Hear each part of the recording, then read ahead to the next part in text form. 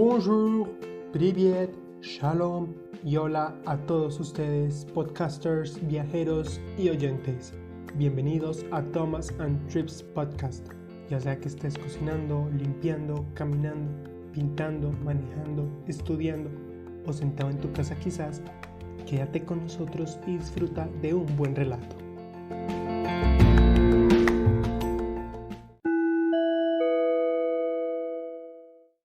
Hola de nuevo a todos ustedes y hoy estamos en el sexto episodio.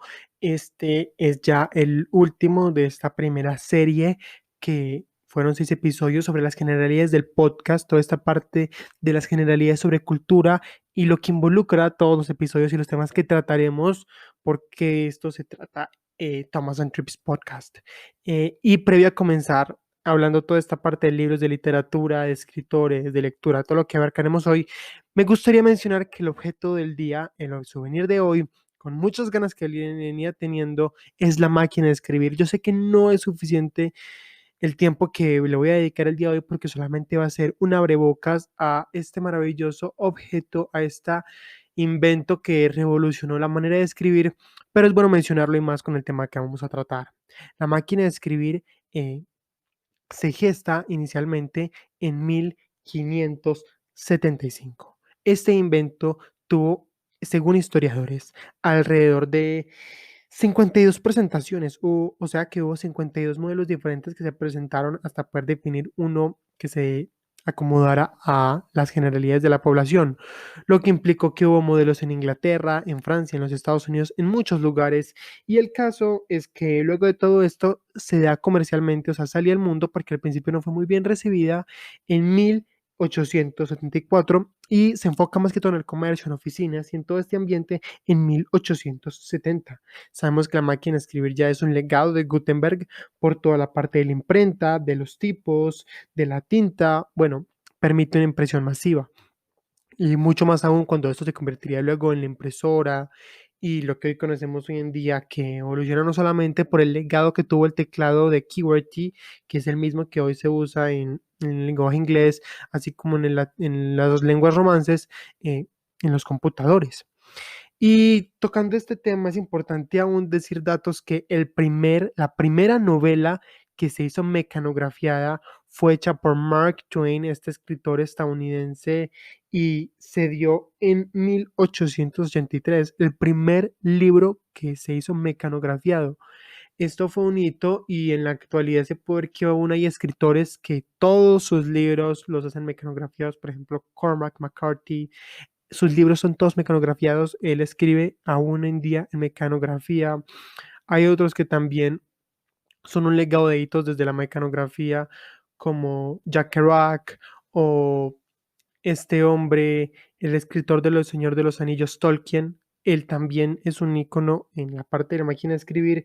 Y hablando de todo este tema, es importante decir que se convierte en un invento que revoluciona la época porque entonces estamos hablando que la máquina de escribir fue un icono hasta prácticamente la década de 1980 cuando ingresan las computadoras.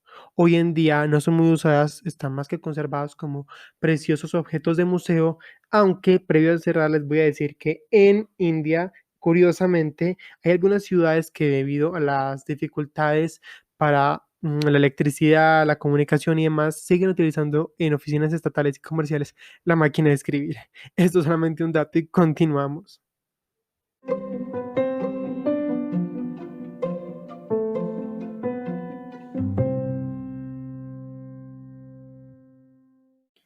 Y ya comenzando, entonces, como les venía diciendo, no es lo que cuentas, sino cómo lo cuentas. Toda esta parte de la literatura, de la lectura, que es lo que hablaremos, me gustaría empezar quitando lo convencional. ¿A qué me refiero con quitar lo convencional? Hoy no quiero hablar de cuántos libros te puedes leer en un mes, o cómo leer más rápido, o qué libros debes leer antes de morir, o por qué no deberías leer El Quijote, o por qué deberías leer Cumbres Borrascosas, o cómo entender la metamorfosis de Franz Kafka, o todo este tipo de títulos, sino por qué leer, cómo aprender a leer y qué es el hábito de leer. Cuando hablamos de lectura, hay muchos brazos de los que se puede tomar el tema. Desde, sí, los hábitos de cómo agilizarla, aún qué géneros tocar, recomiendo este libro, recomiendo aquel, este tipo de preguntas. Pero lo más importante es, ¿me gusta leer? ¿No me gusta leer? ¿Por qué me gusta leer? ¿O por qué no? ¿O qué sí, qué no? ¿Qué formato? ¿Quién lo cuenta? ¿Quién? El lenguaje, en fin. Y hablando de esto, lo que quiero decir realmente es cómo coger este hábito y cómo aprender a leer. Yo sé que a muchos desde chicos, ya sea en el colegio o en la universidad, eh, desde determinadas materias o ámbitos, se ha incitado a la lectura porque es un conocimiento transmitido que implica, así como he hablado de nutrirse a través del cine, nutrirse a través del arte y de lo visual, del escuchar la música, los podcasts, los audios, demás. Bueno, uno de los métodos de adquisición de conocimiento, de los más normales, los más cotidianos, es la lectura. Pero sé que a muchos no les ha llegado de la manera que debería o fue mal recibida porque fue obligada o fueron determinados los temas que debían leer, solamente este tipo de autores eran no evaluados, entonces podía ser más de leer porque tocaba, pero podía ser también porque era una velocidad para leer, tenías que leerte tantas páginas en tanto tiempo y no lo disfrutabas, o al mismo tiempo te viste obligado solamente a tener determinado abanico de literatura, entonces no viste mucho más allá. Y bueno, cuando hablamos de libros y todo este tópico es cómo coger el hábito de leer y qué implica esto, porque yo creo que este contenido va dirigido a aquellos que tanto tenemos el hábito de lectura o que nos gusta leer, como aquellos que quizá, bueno, no me gusta mucho la lectura, igual lo voy a escuchar para aprender un poco, pero quizá puede ser diferente. El hecho es que cuando hablo de quitar lo convencional es que también se vuelve un disfrute. No estamos obligados a leer solamente literatura inglesa o novela policíaca o ciencia ficción o fantasía o medieval o algo en específico. Cuando hablamos de leer, te puedes leer tanto una revista de modas como te puedes leer todo un tomo de historia, así como te puedes leer la novela de Lovecraft o puedes leerte la novela de Tolkien o una saga, ya sea de ficción o sea de fantasía. Mm, no importa lo que leas siempre y cuando leas. Y me gusta mucho tocar esta parte porque no hay que limitar. Como empecé diciendo, leer es una de las formas más cotidianas para adquirir conocimiento. Leemos todo el día, sea que leamos en el ordenador o en el teléfono móvil o las instrucciones de algún electrodoméstico o letreros en la calle o el periódico. Por ejemplo, un hábito como el periódico es uno que la mayoría de personas llevamos, lo hacemos a diario, es el diario de nuestra ciudad, o un diario nacional o internacional, y también puede ser un hábito de aprender sobre la actualidad o novedades que se dan en el día a día. En la parte de lectura definitivamente no hay límites. Y me gusta hablar esto precisamente porque leer es aprender de otros. Es una conversación de mí a tú, de tú a mí. eh, Realmente porque cuando lees un libro estás leyendo el criterio de otro, el pensamiento de otro, su opinión, su forma de ser, el cómo vivió, su forma de hablar, sus hábitos, sus acentos, su mentalidad, sus tradiciones, su cotidianidad. Estás transmitiendo otras fantasías, aún los libros de ciencia ficción o de fantasía que netamente no son biográficos o que te están hablando algo de la vida de una persona, así como cuando hablábamos en el tema de la música, que detrás de una letra, detrás de una composición, está la vida de un personaje, está toda su forma de ser. Igual pasa con los libros. Si cogemos, por ejemplo, una novela Frankenstein de esta escritora inglesa Mary Shelley, nos damos cuenta que a pesar de que es fantasía, detrás de la historia hay algo que tiene que ver con su vida y que ella te está transmitiendo un conocimiento de esto. Y por ejemplo, como dato curioso, nos damos cuenta que esta novela no simplemente fue escribir por escribir, se dio en una apuesta donde estaban involucradas su hermana, su esposo, personajes como Lord Byron, y estando alguna vez en Ginebra, mm, hacen una competencia sobre historias de fantasmas y Mary Shelley era mujer. En este momento las mujeres no eran muy abiertas en la literatura, sabemos que fueron íconos ella, así como Jane Austen, Virginia Woolf para este tiempo, pero las mujeres no podían ser publicadas y Mary Shelley publica esta novela Frankenstein porque era publicar novelas de fantasmas, iba tanto en relación con la vida que venía llevando con su esposo, con su hermana, el sentimiento que ella tenía por dentro. Sabemos que ella tuvo una influencia en la literatura porque su padre tenía una librería y bueno, es muy curioso porque originalmente cuando se lanzó la novela fue titulada como si su esposo hubiera sido el escritor. Salía escrita por Percy. Y el caso es que, bueno, luego lo que sucede es que sale a la luz, el esposo le da el título y en fin, pero son curiosidades que están detrás de una historia y al mismo tiempo es mostrar que aprendemos uno de otros, que es lo que comenzaba diciendo, porque nos damos cuenta que, por ejemplo, pasamos Gandhi, Martin Luther King, entonces hay una evolución, porque Luther King lee a Gandhi o, por ejemplo, Zuckerberg lee a Steve Jobs o Bill Gates, lea Warren Buffett. Entonces vamos aprendiendo de generación en generación y lo que me refiero es que cuando lees de alguien más, adquiere su conocimiento, adquiere su forma de pensar y por eso también la riqueza de esto, porque no, a pesar de que la lectura puede ser un entretenimiento, un gran entretenimiento, porque te puedes meter en esa otra vida, en esa otra sensación, puede ser un escape de tu cotidianidad, al mismo tiempo aprendes, te entretienes, pero aprendes. Es el caso de mencionar de que es como una conversación. Cuando conversas con alguien diferente, alguien nuevo, una personalidad que no habías quizá tocado antes, te das cuenta que, wow, es como si estuvieras leyendo su vida, pero a través de las letras. Es una de las grandes detalles que puede tener esta parte de la lectura y por eso me gustaba mencionarlo, porque es quizá quitar sí ese estigma de cuántos libros leíste por año, cómo leer más en un mes, porque entonces se vuelve como un rating de cuánto me supero a mí mismo leyendo, que puede ser también bueno, no lo niego, es bueno uno superarse y cumplirse una meta, leer un libro, pero al mismo tiempo es poder aprender. Y en esta parte se puede decir que no hay un momento específico para leer.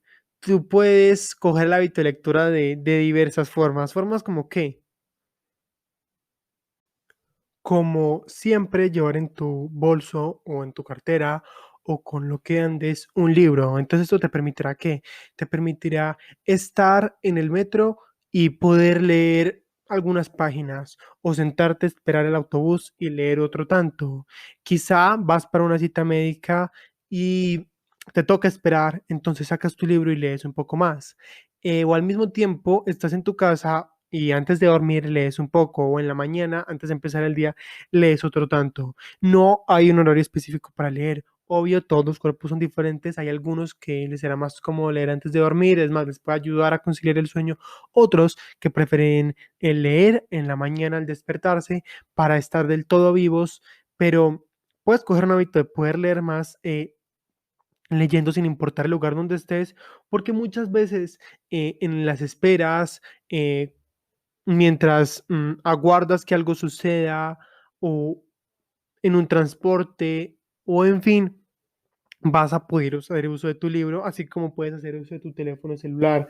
Y el caso es que al leer, continuando con la parte de aprendizaje que veníamos diciendo, también te permite eh, comparar y hallar similitudes y diferencias con tu vida y no compararlo en un sentido de querer ser como los demás, pero sí ver los paralelos. ¿A qué me refiero con los paralelos? Puedes ver tanto la versión de una historia de Guerra Fría en la parte de Guerra de Vietnam contada por el pueblo vietnamita. Hay un fragmento, un escrito que muestra esta figura, pero al mismo tiempo puedes coger el fragmento contado por el pueblo americano. Así ver las similitudes de la escritura y formar tu propio criterio, tu propia verdad. O, por ejemplo, en la parte de las religiones, eh, me parece muy importante que toquemos este tema y más porque me pareció muy útil el prejuicios a verdades y lo digo porque conozco o lo digo porque fue lo que oí, o lo digo porque es lo que parece.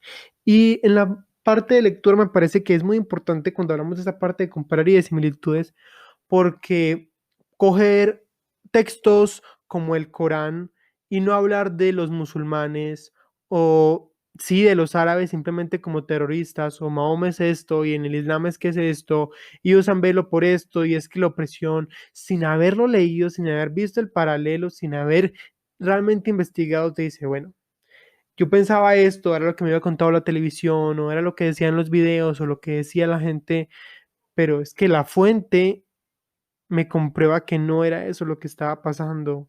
O la libertad de expresión.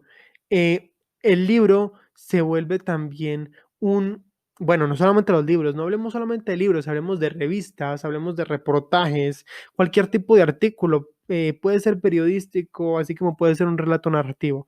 Sea el escrito que se esté transmitiendo, el hecho es que también se puede convertir en una manifestación de un pensamiento, en quizá confesar algo que sucedía en algún momento. Hay libros que, por ejemplo, en determinados países han sido prohibidos y que luego la gente emigra, los lee en otros países y descubre verdades o no puede contar una verdad en su país, entonces lo publica en otro y se convierte en una herramienta para transmitir un mensaje que luego se convertirá en una realidad para los que también están involucrados en esa situación. ¿Por qué me gusta tratar esto? Porque, como digo, hay muchos temas. Tú puedes leer lo que quieras. Y cuando digo puedes leer lo que quieras, es que no debes estar presionado a leer determinado tipo y más porque quizás creo que es lo único que existe en la literatura o en los libros, cuando en realidad hay mucho más. Por eso volver al título no es lo que cuentas, sino cómo lo cuentas. Un escritor tiene su estilo, tiene su forma y por eso hay múltiples escritores, hay múltiples textos y de un mismo tema puedes hallar múltiples títulos. El caso es que si cogemos un tema como la historia, nos podemos dar cuenta que quizá puede ser aburrido, no digo que así lo sea, pero hay personas que el lenguaje de un historiador, que decir la guerra de Crimea fue sigo, o las conferencias de Potsdam y Yalta fueron esto y esto, puede ser aburridor y quizá puede ser más ameno leer un reportaje donde el involucrado en el hecho cuenta el suceso, como por ejemplo fue el caso de Yuri Gagarin, el primer hombre en el espacio, que escribe su reportaje sobre lo que él sucedió, lo que vivió. Es una manera diferente de contar el hecho. O el asesinato de Rasputín, Grigori Rasputín, donde el príncipe Félix Yusupov escribe y cuenta la historia, o la creación del Estado de Israel, no contada por otros americanos o por europeos, sino por el mismísimo Ben Gurión o cosas como estas. Es muy peculiar porque hay un libro que se llama Entrevista con la historia de la escritora italiana periodista Oriana Fallaci, donde se llama Entrevista con la historia no porque ella simplemente le pone ese nombre para que suene llamativo, sino porque literalmente ella narra gran parte de la historia del siglo XX, no como empezamos en el 1900 y pasa esto y esto, sino como eh, habla sobre quizá lo involucrado en la revolución iraní, lo que estaba pasando en Irán en la década del 70, no como una historiadora, sino entrevistando al Shah Mohammad de Reza Pahlavi, el rey dirigente de este entonces, donde él, como dirigente, responde a las preguntas de la periodista y es una manera de contar la historia diferente, o cuenta lo que pasa eh, en esta India post-independiente, luego de 1947, pero no como una historiadora, sino entrevistando a la mismísima Indira Gandhi. Hechos como esto, una manera diferente de narrar, que también implica cuando hablamos de no es cómo, sino lo que cuentas, o sea, la forma importa. ¿A qué me refiero con que la forma importa? El formato. Antiguamente era muy normal que los libros fueran de pasta vino tinto, letras doradas, o pasta azul rey, letras doradas, interlineado, prácticamente cero, un color amarillento en sus hojas. Y estos son libros que no invitan a ningún lector a sentarse con ellos a disfrutar de un relato, a disfrutar de un ensayo. No. Existe el dicho, no juzgues a un libro por su portada. Y esto se refiere a no tener prejuicios con respecto al título, la imagen que den, pero no cabe duda que la imagen vende y que mientras más llamativa sea la imagen, eso puede invitar a un lector. ¿A qué vengo con esto? Nunca va a ser lo mismo un libro de portada blanca que no me está mostrando nada más que las letras del título a uno que me puede incluir imágenes, que me puede incluir quizá algo representativo de la obra o un personaje o sea, lo que sea. El caso es que el diseño que hacen las editoriales con los libros influye mucho en el que alguien vaya a buscarlos, vaya a leerlos o los compre. Esto hace la comodidad con respecto a los colores, la textura de las páginas, el tamaño de la letra. eh, por eso hay unos libros que se venden aún mucho más que otros. Aún es aquí donde se valora el mismo precio de las cosas, porque, por ejemplo, las ilustraciones en los libros infantiles es una de las cosas que más cuestan, porque, por ejemplo, para un niño nunca va a ser lo mismo que le entreguen un texto lleno de letras a que se lo pongan con animaciones y dibujos y demás. Por eso, como venía hablando en episodios anteriores también, hay revistas que pueden ser informativas, como digo, también se puede leer del tema que sea, pero una revista no sería lo mismo sin fotos, sin gráficos, sin ilustrar toda esta parte, porque no solamente te permite una mayor comprensión de determinados hechos o situaciones, sino que te hace más ameno, porque lees un poco, visualizas. Sí, existen los libros que son solamente texto, pero hay otros contenidos que son los textos discontinuos, como digo, las revistas, los cómics, infografías y demás, donde la parte gráfica es fundamental. Eh, y aún el mencionar que oye, tú puedes aprender a través de un libro de cocina que no va a ser simplemente ingrediente uno, ingrediente 2, ingrediente 3, ingrediente 4, sino que te grafica paso por paso. O es que también existen libros de fotografía, es que también existen libros de psicoanálisis, también existen libros de Segunda Guerra Mundial, también existen libros de masoterapia. También existen libros de cata de vinos que te permiten entender una región vinícola en el sur de Latinoamérica.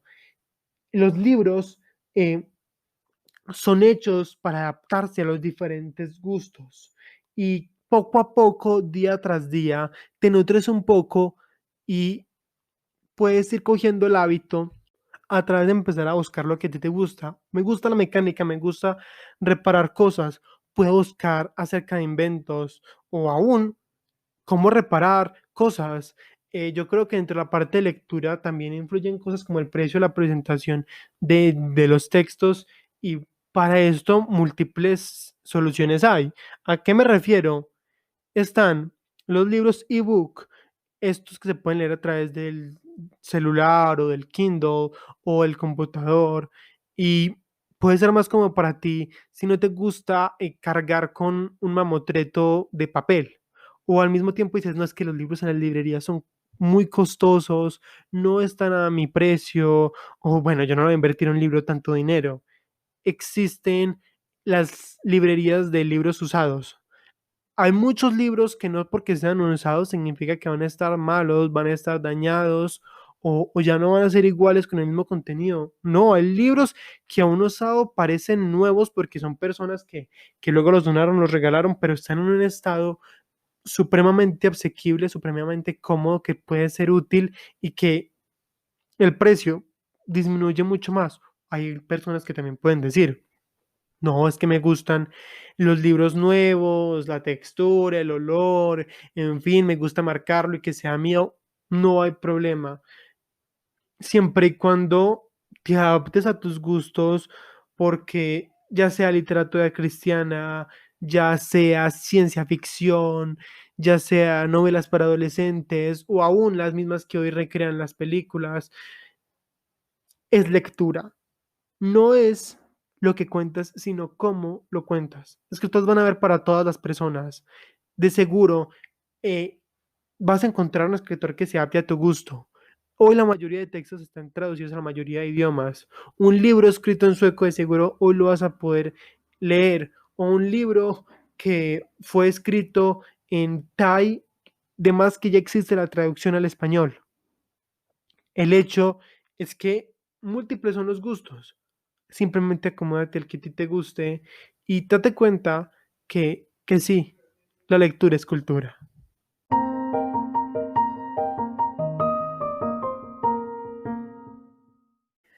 Recapitulando entonces, hablamos de la importancia de leer los diferentes formatos que hay, como ese es un libro más cómodo a la vista y a los diferentes lectores, las múltiples maneras de adquirirlo, los temas, que un mismo relato puede estar contado de diferentes modos, entender las versiones de un involucrado como de otro involucrado y el coger un conocimiento de otra persona, así como lo cogerías en una conversación, pero leyéndolo. Y esto para pasar al final.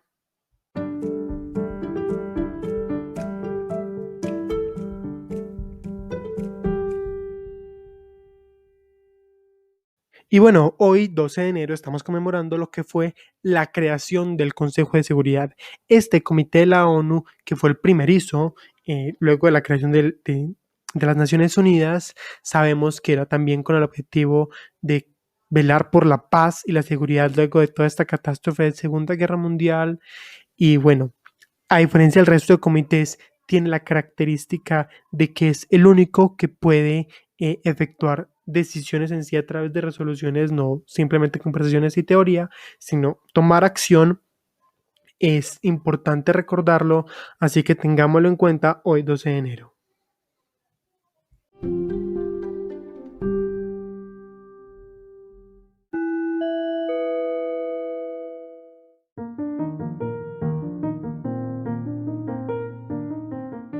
Terminamos con nuestro episodio y quisiera mencionar que aunque no soy un experto, busco poder compartir e impactar desde mi experiencia y mi criterio con los aprendizajes que he adquirido. No se olviden de seguir el podcast y las novedades en Instagram en Thomas and Trips Podcast. Desde allí busco poder compartir frases, datos y dar a conocer nuevo contenido. Si te gustan estos temas, por favor etiquétalo en tus historias y no te olvides de seguir el podcast y suscribirte para no perderte de próximos episodios, sea cual sea la plataforma en la que me oigas.